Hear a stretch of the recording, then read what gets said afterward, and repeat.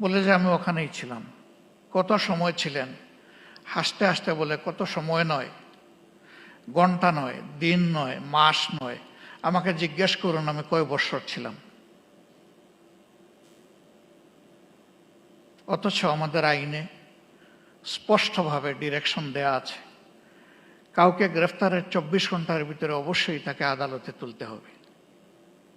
কিন্তু না, তারা আদালতের মুখ দেখেননি।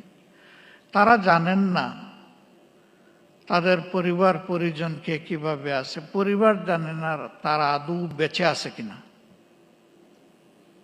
আমি সকল আয়নাঘর দেখিনি, আমি যেটা দেখেছি আমি বুঝতে পেরেছি এটি মধ্যম মানের, এটি চরম নিকৃষ্ট মানের নয়। সেই জায়গাগুলোতে কি হয়েছে সে কাহিনী যারা ভুক্তভোগী তারাই ভালো বলতে পারবেন।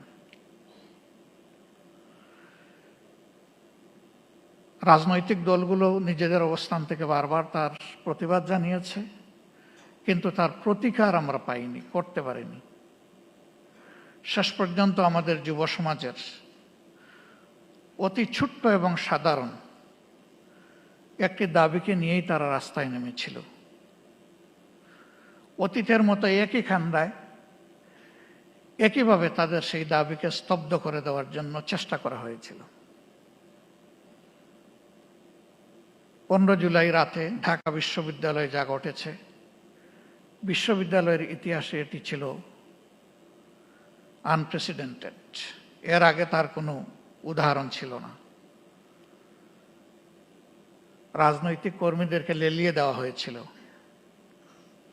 তারা একই সাথে আঘাত করেছে ছেলেদেরকে, আমাদের মেয়েদেরকেও বাদ দেয়নি। কার্যত এই মুভমেন্টটা এখান থেকেই মোমেন্টাম পেয়েছিল। শহীদের হত্যাকাণ্ড এবং বাকি হত্যাকাণ্ডগুলো শেষ পর্যন্ত জুলুমের অবসান করতে সক্ষম হয়েছে। আমি জাতিসংঘের ফ্যাক্ট ফাইন্ডিং কমিটিকে আমার দল এবং বাংলাদেশের মজলুম জনগণের পক্ষ থেকে ধন্যবাদ জ্ঞাপন করি।